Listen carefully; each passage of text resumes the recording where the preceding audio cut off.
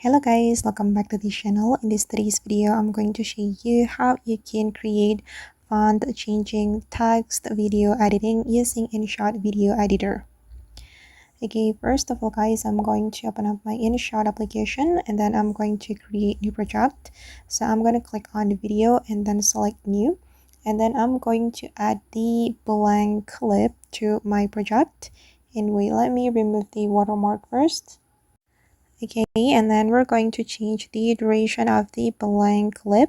You can tap on that and then you can go to the duration menu, and we're going to change the duration to 2 seconds. Okay, and then you're going to stretch the blank clip. Oops, sorry. Okay, and then I'm going to add text to this project. I'm going to click on the text menu and then select text, and you can type in what you want. For example, I'm just going to type in change font like this. Okay, and then I'm going to cut the text right here. I'm going to split it and delete. And then we're going to split the text. Tap on the text and then you're going to split it on every 0.1 like this, and I'm going to split, and then we're going to change the font. I'm going to select this one for the second font. Okay, you just need to apply the font that you like, and again split it and edit the font.